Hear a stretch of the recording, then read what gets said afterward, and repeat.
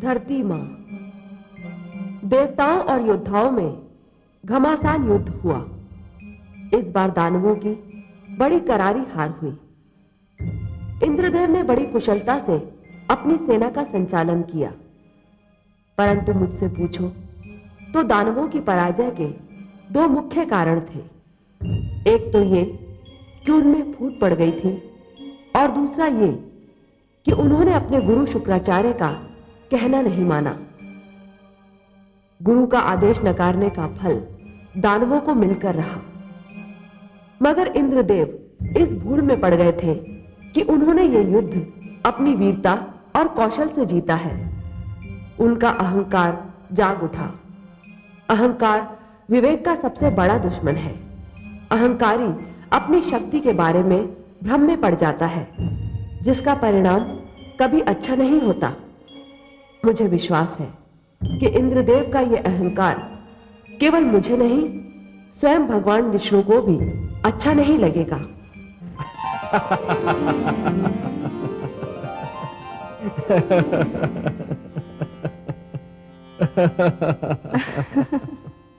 मैं आपकी हंसी का भेद पा गई कमल नयन। अच्छा, मैं समझ गई कि आप अपनी हंसी को क्यों नहीं रोक पा रहे हैं। अच्छा, तो बताइए तो सही कि हमें हंसी क्यों आई। देवराज इंद्र ने अपने ही मुख से अपने आप को महान कहा, इसलिए। आप ठीक समझी महादेवी। अपने ही मुख से अपने आप को केवल वही लोग महान कहते हैं जिन्हें यह भय होता है कि कदाचित कोई और उन्हें महान नहीं कहेगा। ये तो आत्मविश्वास की कमी का प्रतीक है देवी। सत्य तो ये है कि मुझे भी देवराज इंद्र का ये अभिमान अच्छा नहीं लगा। देवी, अभिमान और घमंड स्वयं से छल करने का दूसरा नाम है। अब सांझ समय शरीर की छाया लंबी हो जाती है। अब कोई मनुष्य यदि छाया की इस लंबाई को शरीर की वास्तविक लंबाई समझ लेगा तो स्वयं से छल ही करेगा ना। हे नाथ, मुझे तो लगता है कि देवराज इंद्र अपनी सफलता पर फूले नहीं समा रहे हैं। देवी, सफलता और समृद्धि को प्राप्त कर लेना उतना कठिन नहीं होता जितना कि उन्हें पचा लेना। अब मान लीजिए कि एक गागर में जल आधा भरा है और दूसरी गागर में जल पूरा भरा है। जिस गागर में जल आधा भरा है वो तो शीघ्र ही लुढ़क जाएगी ना। इसी प्रकार जिनके व्यक्तित्व में हल्कापन होता है वो थोड़ी सी सफलता से भी बहुत अधिक प्रसन्न हो जाते हैं।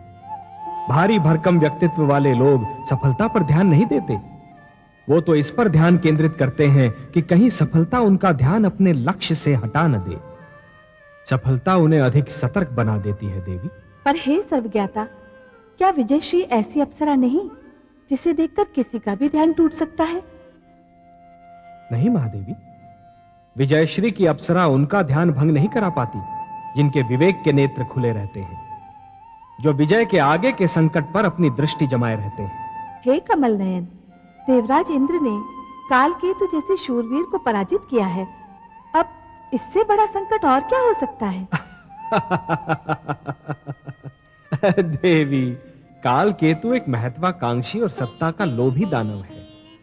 महत्वाकांक्षी और सत्ता का लोभी व्यक्ति बाहर से दिखने में जितना शक्तिशाली होता है, भीतर से उतना ही दुर्बल होता है। और यह तो स्वयं देवराज इंद्र जानते हैं। ऐसे व्यक्ति को पराजित करना कोई कठिन कार्य नहीं होता।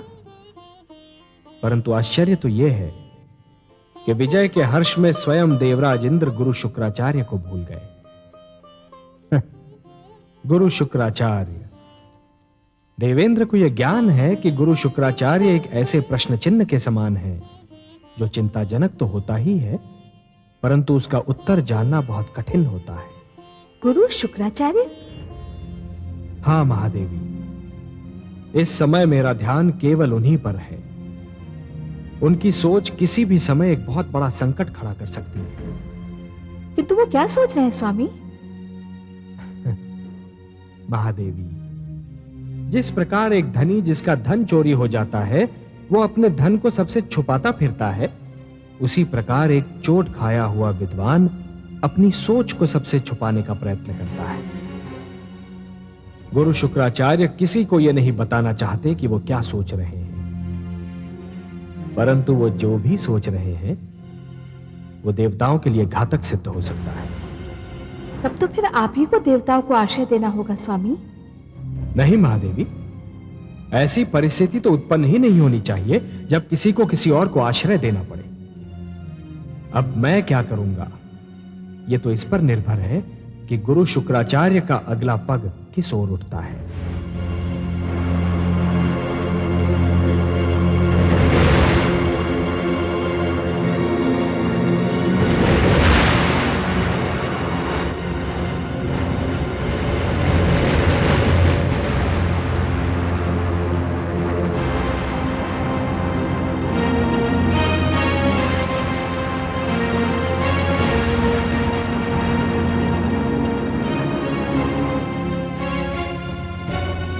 ये सब मेरे कारण हुआ है। मैं ही हूं इस महाविनाश का कारण।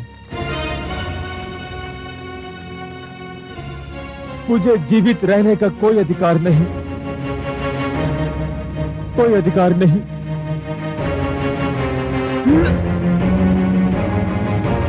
ठहरो कालकेतु, ठहरो।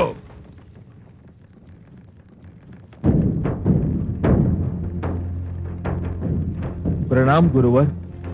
ये तुम दूसरी मूर्खता करोगे।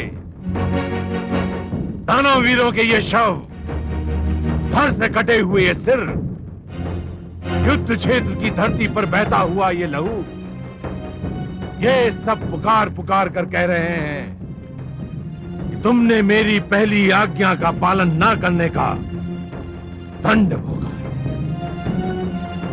मैंने जब तुम दानवों का गुरु बनना स्वीकार किया था तो तुमसे यह भी वचन लिया था कि तुम देवताओं से उस समय तक युद्ध नहीं करोगे जब तक मैं अनुमति नहीं दूंगा। यदि तुमने अपने वचन का पालन किया होता, यदि तुमने मेरा कहना माना, तो आज इस युद्ध भूमि में दानवों के शव के स्थान पर देवलोक वासियों के शव दिखाई दे रहे होते। मुझे आपसे क्षमा मांगते हुए भी लज्जा आ रही है गुरुदेव, पर आप मुझे क्षमा कर दीजिए। प्रतिशोध और क्रोध की अग्नि ने मेरे सोचने और समझने की शक्ति को भस्म कर दिया था।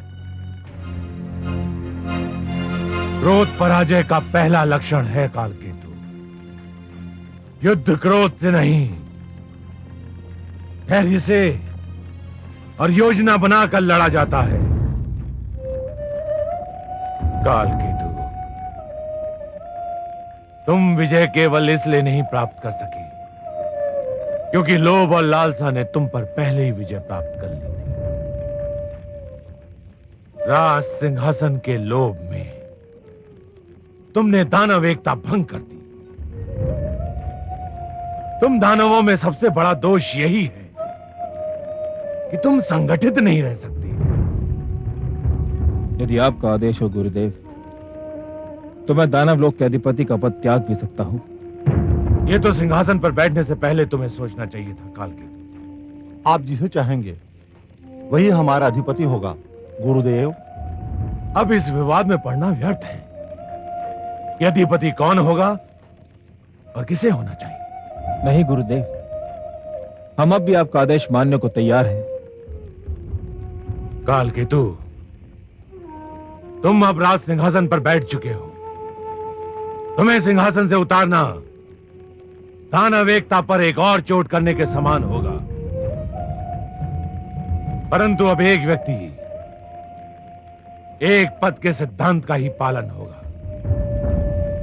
तुम केवल अधिपति रहोगे, सेनापति नहीं। सेनापति पहले भी हर्षद था और अब भी वही रहेगा।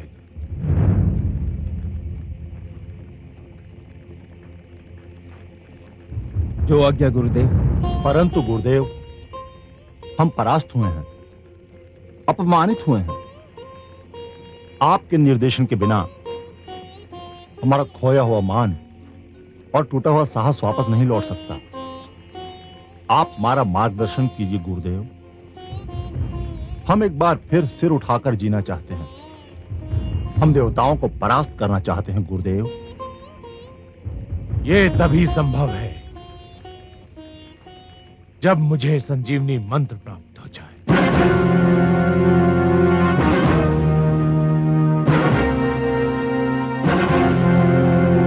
संजीवनी मंत्र गुरुदेव? संजीवनी मंत्र?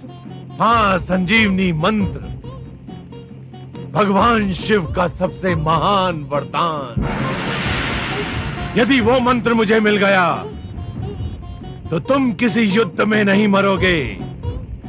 यदि मर गए तो मैं वो मंत्र फूंक कर तुम्हें पुनः जीवित कर दूंगा। गुरु शुक्राचार्य की जय! गुरु शुक्राचार्य की जय! आप धन्य हैं गुरुदेव। इस प्रकार हर युद्ध में देवताओं की संख्या घटती जाएगी और तुम दानवों की संख्या बढ़ती जाएगी। एक दिन ऐसा आएगा, देवता इतने कम रह जाएंगे कि तुम लोग सरलता पूर्वक टहलते हुए देवलोक पहुंच जाओ। देवलोक पर हमारी पताका फहराएगी। बचे कुचे देवता ही नहीं, स्वयं भगवान विष्णु भी देखते रह जाएंगे। गुरुदेव की जय! गुरुदेव की जय! गुरुदेव की जय! गुरुदेव की जय! गुरुदेव की जय! मैं भगवान शिव के दर्शन करने जा रहा हूं। तुम सब उस समय तक कोई उतावलापन नहीं दिखाओगे जब तक मैं लौट ना आऊं। जो आज्ञा गुरुदेव।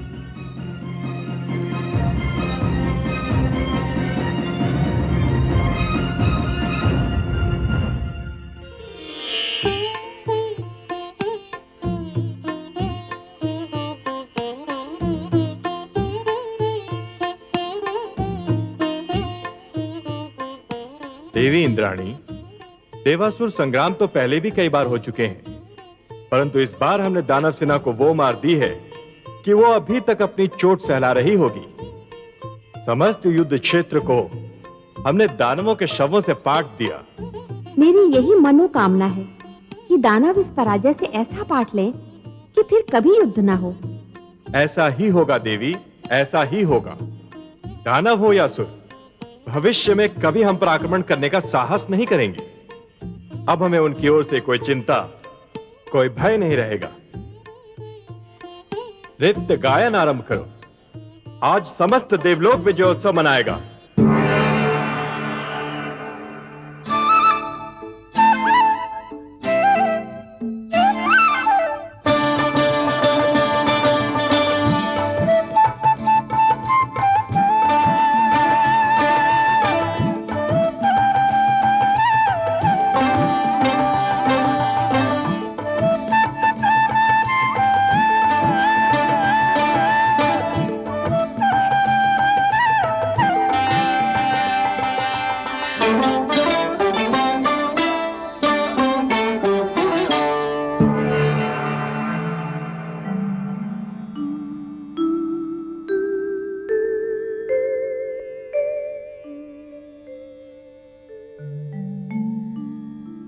हे नाथ, मैं आपकी सुंदर मुस्कान के हर रंग से परिचित हूँ। इस समय भी जो मुस्कान आपके अधरों की शोभा बनी हुई है, उसके रंग को भी मैं पहचानती हूँ। हे देवी, आप हमारी मुस्कान के रंग ही नहीं, हमारे हृदय की सारी धड़कनों को भी जानती हैं और इसीलिए जान रही हैं कि मैं इंद्रलोक में होने वाले विजयोत्सव को देखकर अपनी मुस्कान को रोक नहीं पा रहा हूं। हाँ कमल नयन, और आपकी मुस्कान से जो चिंता झांक रही है, उसी से मुझे लग रहा है कि अवश्य कोई विशेष घटना घटने वाली है। आपका अनुमान बिल्कुल ठीक है महादेवी। इंद्रलोक में जो निश्चिंतता का वातावरण छाया हुआ है, वो अवश्य ही कोई रंग लाएगा। इंद्रदेव निश्चिंत होकर अपनी विजय का उत्सव तो मना रहे हैं, परंतु साथ ही जीवन का एक मूल सत्य भूल रहे हैं। किस मूल सत्य की ओर आपका संकेत है सर्वेश्वर? वो सत्य ये है महादेवी कि सूर्योदय के समय जो अंधकार इस धरती से भाग खड़ा होता है और घने वनों और गुफाओं में जाकर छुपता है, वही अंधकार सूर्यास्त का समय निकट आते ही फिर से अपना सिर उठाने लगता है और सूर्यास्त होने के साथ ही इस धरती पर फिर से अपना अधिकार जमा लेता है। यही शत्रु का भी चरित्र होता है। वो अपने शक्तिशाली विरोधी से युद्ध में हारकर रणक्षेत्र से भाग तो अवश्य जाता है, परंतु अपने विरोधी को निश्चिंत पाते ही फिर से अपनी पराजय का प्रतिशोध लेने के लिए आक्रमण कर देता है। विजय कभी स्थायी नहीं होती महादेवी। शत्रु और अग्नि को कभी छोटा और दुर्बल नहीं समझना चाहिए। दोनों किसी भी समय विकराल रूप धारण कर सकते हैं, इसलिए दोनों से सावधान रहना चाहिए। हे विश्वव्यापी, तो क्या दानव देवलोक पर फिर से आक्रमण करने वाले हैं? हां, कर भी सकते हैं। पर अभी तो देवराज इंद्र ने उनकी सारी शक्ति को चूर-चूर कर दिया है। दानव शक्ति का केंद्र है दैत्य गुरु शुक्राचार्य का मस्तिष्क, जो इस समय भयंकर रूप से सक्रिय है, पूर्णतया जागा हुआ है। उसे एक पल भी चैन नहीं। दैत्य गुरु जो करने जा रहे हैं, उससे यह तो स्पष्ट है कि उनके मस्तिष्क में कोई भयानक योजना पनप रही है। क्या करने जा रहे हैं दैत्य गुरु शुक्राचार्य? वो भगवान शिव के पास जा रहे हैं संजीवनी मंत्र मांगने, और यदि उनकी योजना के अनुसार भगवान शिव से उन्हें संजीवनी मंत्र मिल गया तो देवताओं के लिए दानवों को जीत पाना असंभव हो जाएगा। ये तो सचमुच बहुत गंभीर समस्या है। हे देवेश्वर, सब जानते हैं कि भगवान शिव बहुत भोले हैं। कोई भी उनसे कुछ भी मांगे तो वो दे देते हैं। कोई भी उनके सामने झोली फैला दे तो वो उसे तुरंत भर देते हैं। दैत्य गुरु शुक्राचार्य बहुत चतुर हैं। कहीं भोलेनाथ उन्हें ये मंत्र दे न दे। भोले अवश्य हैं हमारे शिव शंकर, परंतु उन्हें यह भली भांति ज्ञात है कि संजीवनी मंत्र उस शक्तिशाली शस्त्र के समान है जिसका सदुपयोग भी संभव है और दुरुपयोग भी, जिससे रक्षा भी की जा सकती है और विनाश भी। जिस प्रकार एक दीपक प्रकाश भी फैला सकता है और घर को आग भी लगा सकता है, उसी प्रकार संजीवनी मंत्र सत्यवादी को भी जीवन दे सकता है और असत्यवादी को भी। भगवान शिव तो यह भी भली भांति जानते हैं देवी कि मांगने वाले से देने वाले का उत्तरदायित्व कहीं अधिक बड़ा होता है। मांगने वाला तो कुछ भी मांग सकता है, परंतु देने वाले को यह सोच लेना चाहिए कि वो जो दे रहा है और जिसे दे रहा है वो उसके योग्य है भी या नहीं। यदि दैत्य गुरु शुक्राचार्य के लोक कल्याण का अर्थ केवल दानव कल्याण है, तब तो यह एक बहुत बड़े अनर्थ का सूचक है देवी। स्वामी, भगवान शिव ये निर्णय कैसे करेंगे कि दैत्य गुरु शुक्राचार्य संजीवनी मंत्र के योग्य हैं या नहीं? ये तो भगवान शिव का अधिकार है, उनका क्षेत्र है, इसे उन्हीं पर छोड़ दीजिए देवी। हाँ, हमारे भगवान शिव शंकर भोले अवश्य हैं, पर उतने ही बड़े पारखी भी। यदि वो चाहें तो किसी को भी परख लेना उनके लिए एकदम सरल कार्य है। फिर भी क्या ये उचित नहीं होगा कि देवराज इंद्र को दैत्य गुरु की योजना से अवगत करा दिया जाए? कहीं ऐसा ना हो जाए कि देवराज इंद्र विजय उत्सव मनाते रहें और दैत्य गुरु अपने उद्देश्य में सफल हो जाएं? यही तो हमारी भी चिंता है देवी। देवराज इंद्र की निश्चिंतता हमें चिंतित कर रही है। विजय ने उन्हें नीति के मार्ग से हटा दिया है। उनका तो यह कार्य था कि अपने गुप्तचर भेजकर अपने शत्रु की गतिविधियों से सतर्क रहते। आपने उचित परामर्श दिया है देवी, हम देवेंद्र को सूचित करेंगे। जय विजय। आज्ञा सर्वेश्वर। तुम दोनों इंद्रलोक जाओ और देवेंद्र को सूचना दो कि दैत्य गुरु शुक्राचार्य भगवान शिव शंकर से संजीवनी मंत्र मांगने जा रहे हैं, और यदि यह मंत्र उन्हें मिला तो देवलोक पर संकट आ सकता है। उनसे कहो कि इस समस्या का तुरंत समाधान ढूंढें।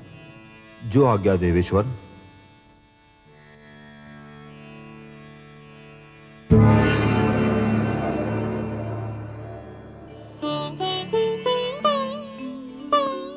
अच्छा, तो ये बात है। हाँ देवराज, श्री लक्ष्मीपति ने कहा है कि आपको सूचित कर दिया जाए कि दैत्य गुरु शुक्राचार्य भगवान शिव से मिलने जा रहे हैं और देवलोक पर गंभीर संकट के बादल मंडरा रहे हैं। कह देना श्री विष्णु भगवान से कि हमें सूचना देने के लिए धन्यवाद। वो चिंता ना करें, ऐसा कुछ नहीं होगा। इससे पहले कि दैत्य गुरु शुक्राचार्य भगवान शिव के पास पहुंचे, हम स्वयं उनके पास पहुंच जाएंगे। भगवान शिव पर हमारा अधिकार अधिक है। हम दैत्य गुरु शुक्राचार्य की चाल को असफल कर देंगे। जो आज्ञा देवराज।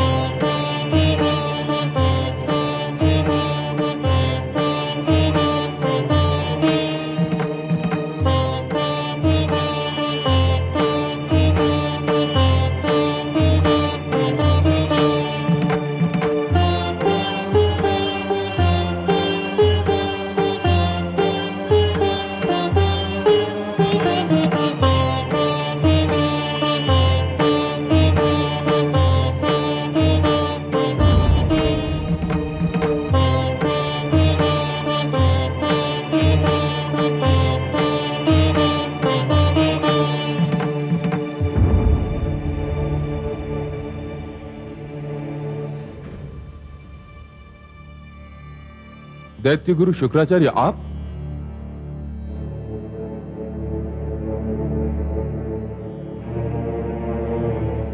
हे महादेव, मैं एक याचना लेकर आपके चरणों में उपस्थित हूं। हे शिव शंकर, मैं भी आपके निकट खड़ा हूं। देवराज आप? मैं तो दैत्य गुरु शुक्राचार्य से पहले ही यहां आ गया था। क्षमा करें देवराज, आप मेरे निकट नहीं, मेरे पीछे खड़े थे। मेरे 3 नेत्र अवश्य हैं, किंतु तीनों नेत्र मेरे मुख पर हैं। एक भी नेत्र मेरे सिर के पीछे नहीं है। इसी कारण मेरी दृष्टि आप पर नहीं पड़ी। नहीं तो मैं सबसे पहले आपका अभिनंदन करता, अतिथि की भांति आपका स्वागत करता। मैं अतिथि बनकर नहीं, याचक बनकर यहां आया हूं। याचक तो विनम्रता की मूर्ति होता है देवराज, परंतु मैं विवश हूं। दैत्य गुरु शुक्राचार्य पर मेरी दृष्टि भी पहले पड़ी और अपने याचक बनकर आने की सूचना भी उन्होंने पहले दी, इसलिए उन्हीं के निवेदन को पहला अवसर दिया जाएगा।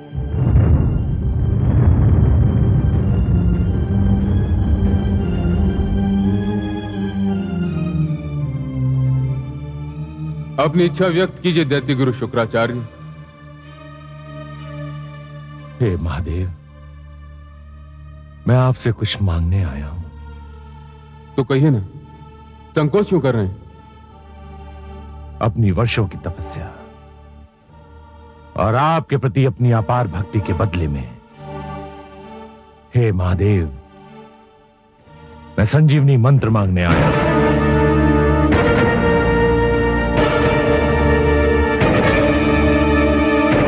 हे शिव शंकर, यही मंत्र तो मैं भी मांगने आया हूं आपसे। आप दोनों ने एक ही मंत्र मांगा है। मेरे लिए आप दोनों महान हैं। आप देवताओं के राजा हैं। दैत्य गुरु शुक्राचार्य महान विद्वान हैं। सत्य पूछिए तो आप दोनों ही संजीवनी मंत्र के सुपात्र हैं। आप दोनों ही इसे प्राप्त करने के योग्य हैं। परंतु संजीवनी मंत्र एक कल्प में एक ही बार किसी एक ही को दिया जा सकता है। यह महाशक्तिशाली मंत्र है, इसलिए मुझे आप दोनों में से किसी एक ही को चुनना पड़ेगा। तब तो फिर भोले शंकर, निर्णय हो गया। मैं देवराज इंद्र हूं, मंत्र मुझे ही मिलेगा। नहीं देवराज, देव हो या दानव, निर्णय परीक्षा के आधार पर ही होगा। परीक्षा? हां देवराज, आप दोनों में से जिस किसी को भी यह मंत्र लेना है उसे परीक्षा देनी होगी। मैं किसी भी परीक्षा के लिए प्रस्तुत हूं महादेव। और आप देवराज? मैं परीक्षा के विषय में जानकारी चाहूंगा शिव शंकर। परीक्षा परीक्षक की इच्छा पर निर्भर करती है देवराज, परीक्षा देने वाले की इच्छा पर नहीं। परीक्षा क्या होगी, कैसी होगी, इसका निर्णय तो केवल परीक्षक करता है। फिर भी आपने जानकारी चाही है तो जान लें। मैं संजीवनी मंत्र उसी को दूंगा जो 1 वर्ष तक धरती के 365 दिन वृक्ष से उल्टा लटक कर, जल और अन्न त्याग कर, केवल जलती हुई पत्तियों का धुआं पीता रहे, पूरे 1 वर्ष। आपको स्वीकार है देवराज? और आपको दैत्य गुरु? हे महादेव, मुझे इसकी चिंता नहीं है कि परीक्षा कितनी लंबी और कितनी कठिन हो। मेरी रुचि केवल इसमें है कि परीक्षा कब आरंभ करनी। आप केवल मुझे यह बताने की कृपा करें कि अनुष्ठान के क्षण और किस समय आरंभ करना होगा। यह जान लीजिए दैत्य गुरु शुक्राचार्य, इस अनुष्ठान में आपके प्राण भी जा सकते हैं। मैं आचार्य हूं भोलेनाथ, और जो आचार्य अपने आचरण का पालन नहीं करता उसे आचार्य बनने का कोई अधिकार नहीं। मैं संजीवनी मंत्र लोक कल्याण के लिए मांग रहा हूं, और यदि लोक कल्याण के लिए मेरे प्राण भी जाते हैं तो मुझे कोई चिंता नहीं। हे महादेव, आप अनुष्ठान की तिथि और समय निर्धारित कीजिए। यह अनुष्ठान आपको सोमवती अमावस्या की रात्रि को आरंभ करना होगा। रात्रि आरंभ होते ही आपको वृक्ष से उल्टा लटक जाना होगा और अगले वर्ष की सोमवती अमावस्या की रात्रि तक नीचे रखी पत्तियों को जलाकर उसके धुएं को निरंतर पीते रहना होगा। और इस अनुष्ठान के समय आपको मौन भी धारण करना होगा। यह अनुष्ठान पूर्ण होने तक आपके चारों ओर कुछ भी घट रहा हो, आपके मुख से एक शब्द ही नहीं निकलना चाहिए। हे शिव शंकर, पातु मां, आज्ञा दे महादेव।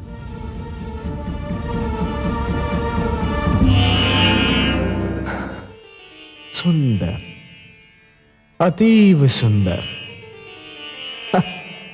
क्या निष्ठा है दैत्य गुरु शुक्राचार्य की, क्या साहस है, कितना दृढ़ निश्चय है। देखकर तो मेरे भी मुख से धन्य है का उद्गार निकल गया। वंदनीय है उनका साहस महादेवी, वंदनीय है उनका साहस, और प्रशंसा के योग्य है स्वयं वो। निस्संदेह वंदनीय है उनका साहस, निस्संदेह प्रशंसा के योग्य हैं स्वयं वे। पर हे सर्वेश्वर, क्या ये दुर्भाग्य नहीं कि ऐसा महान विद्वान दानवों के साथ है, देवताओं के साथ नहीं? क्या ये स्वयं विद्या का अपमान नहीं कि वो ऐसे पक्ष के पास है जो विद्या का आदर करना भी नहीं जानता है? है तो सही प्रिय, परंतु इसका कारण भी तो है। इसका क्या कारण है सर्वेश्वर? विद्वान का अहंकार? अहंकार। विद्वान जब विद्या के स्थान पर दूसरी बातों को प्राथमिकता देने लगता है, विद्वान जब अपमान के प्रतिशोध की अग्नि में जलने लगता है, तो उस अग्नि में सबसे पहले उसका विवेक जलकर भस्म हो जाता है। तो फिर आप दैत्य गुरु शुक्राचार्य की प्रशंसा क्यों कर रहे हैं? प्रशंसा क्यों कर रहा था देवी? यदि गुण शत्रु में भी हो तब भी वो प्रशंसा के योग्य हैं। अग्नि तो किसी भी वस्तु को जलाकर भस्म कर देती है, परंतु क्या अग्नि के ताप की महत्ता से मुख मोड़ा जा सकता है? परंतु देवराज इंद्र ने आज मुझे बहुत निराश किया। परीक्षा का नाम सुनते ही वे भयभीत हो गए। मुझे उनसे ऐसी आशा न थी। देवराज परीक्षा की कठोरता से भयभीत थे महादेवी, और दैत्य गुरु के उद्देश्य ने उन्हें निर्भय बना दिया था। इसीलिए मैं कहता हूं देवी कि प्रत्येक मनुष्य के सम्मुख जीवन में कोई ना कोई उद्देश्य अवश्य होना चाहिए। देवराज इंद्र अपने नंदनवन में मग्न है और दैत्य गुरु के सम्मुख एक उद्देश्य है।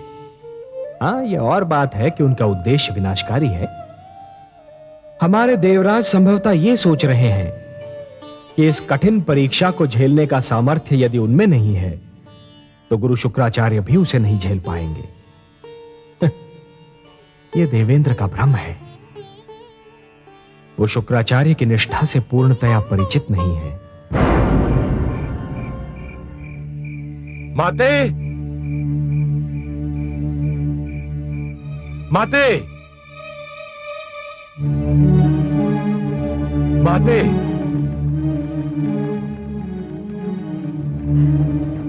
पुत्र, आयुष्मान भव पुत्र। मैं आपका आशीर्वाद लेने आया हूं माते। मेरा आशीर्वाद तो जन्म से ही तुम्हारे साथ है पुत्र। मेरे आशीर्वाद के तुम ही प्रथम और अंतिम अधिकारी हो। परंतु सदैव चिंतित दिखने वाले इस मुख पर आज हर्ष और उल्लास की किरणें देखकर मेरा हृदय भी प्रसन्नता से झूम उठा है। अवश्य ही कोई अनहोनी हुई है। हाँ माते, मैं बहुत प्रसन्न हूं। मैंने आज महादेव के समक्ष एक अनुष्ठान का प्रण किया है। तुम्हारा तो जीवन ही अनुष्ठानों की पूर्ति में बीता है पुत्र। इसमें नई बात कौन सी है? परंतु यह अनुष्ठान सबसे भिन्न है माते, और सबसे अधिक कठिन। मेरे पुत्र के लिए कोई अनुष्ठान कठिन हो, ये मैं मान ही नहीं सकती। यह सत्य है माते। मुझे इस वर्ष की सोमवती अमावस्या से अगले वर्ष की सोमवती अमावस्या तक वृक्ष से उल्टा लटककर केवल पत्तियों का धुआं पीते रहना होगा। क्या? परंतु इतने कठिन अनुष्ठान का प्रण लेने की तुम्हें क्या आवश्यकता थी पुत्र? मुझे संजीवनी मंत्र चाहिए माते, और महादेव ने कहा है कि संजीवनी मंत्र प्राप्त करने के लिए अनुष्ठान मुझे इसी प्रकार पूरा करना होगा। परंतु पुत्र, तुम्हें संजीवनी मंत्र क्यों चाहिए? अपने दैत्य शिष्यों को जीवन दान देने के लिए, उन्हें मृत्यु से बचाने के लिए, देवताओं को पराजित करने के लिए और अपने अपमान का प्रतिशोध लेने के लिए। मैंने तुम्हें आज तक कोई कार्य करने से नहीं रोका पुत्र, पर एक बात का ध्यान रखना, शत्रु को पराजित करने के लिए चरित्रहीन तत्वों से मेलजोल कोई लाभदायक नीति नहीं होती। फिर भी तुमने यदि अपने शिष्यों का कल्याण करने की ठान ही ली है, तो मैं तुम्हें गुरु धर्म निभाने का आशीर्वाद देती हूं। मुझे गर्व है कि मेरे पुत्र ने जिस अनुष्ठान की ठानी है वो इतिहास में अपने आप में एक उदाहरण है। ऐसे अभियान की बात मेरे पुत्र के सिवा ना तो किसी ने सोची है और ना कोई सोच सकता है। मुझे अपनी माता से यही आशा थी कि वो मेरे सिर को अपने आशीर्वाद की छांव से अवश्य ढक देंगी। मुझे गर्व है कि मैं ऐसे पुत्र की मां हूं जिसके जीवन का एक ही उद्देश्य रहा है, असंभव को संभव बनाना। मेरे साथ मेरी माता का आशीर्वाद रहा है, इसीलिए असंभव को संभव बनाने में मैं समर्थ रहा। अब मुझे आपका आशीष मिल गया है, तो इस अनुष्ठान को भी संभव बनाकर दिखा दूंगा। यशस्वी भव पुत्र। आज्ञा दे माते।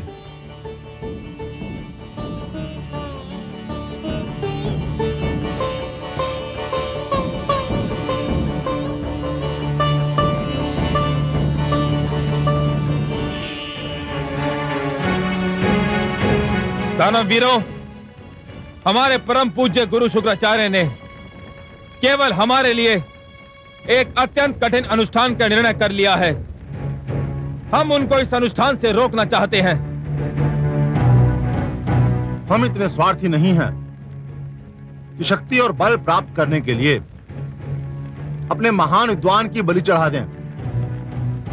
इस अनुष्ठान में उनके प्राण जाने का भय है। हम उन्हें इस अनुष्ठान को करने से रोकेंगे।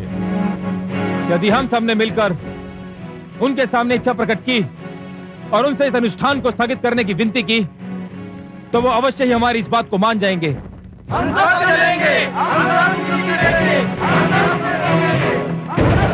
शची, देवी शची, शची, कहाँ हैं आप?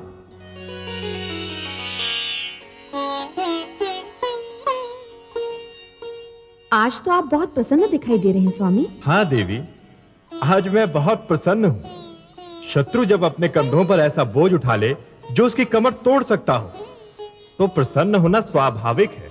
आपका संकेत गुरु शुक्राचार्य की ओर है? हाँ, मेरा संकेत उन्हीं की ओर है। गुरु शुक्राचार्य ने हमसे शत्रुता की धुन में एक ऐसी तपस्या स्वीकार कर ली है जो एक वर्ष तो क्या, एक सप्ताह में ही उनके प्राण लेकर छोड़ेगी। आप तो जानती हैं, यदि हमारे और दैत्यों के बीच से गुरु शुक्राचार्य निकल जाएं, तो हम दैत्यों को चुटकियों में मसल कर रख सकते हैं। और यदि गुरु शुक्राचार्य अपने इस अनुष्ठान में सफल हो गए तो? देवी, पूरे एक वर्ष तक वृक्ष से उल्टा लटक कर केवल धुआं पीना किसी प्राणी के लिए संभव नहीं। मुझे तो यह लगता है कि भगवान शिव ने इस तपस्या का सुझाव इसलिए दिया है कि वो गुरु शुक्राचार्य को संजीवनी मंत्र देना नहीं चाहते। गुरु शुक्राचार्य इस तपस्या के भेंट चढ़ जाएंगे और संजीवनी मंत्र भगवान शिव के पास ही रहेगा। गंधर्वराज चित्ररथ, मलय केतु, आज्ञा देवराज।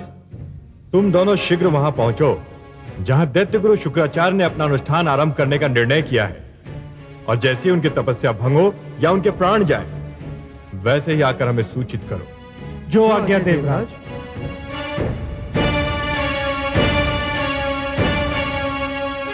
देख लीजिएगा देवी, इन्हें लौटने और दैत्य गुरु की तपस्या का अंत हो जाने का समाचार लाने में अधिक समय नहीं लगेगा।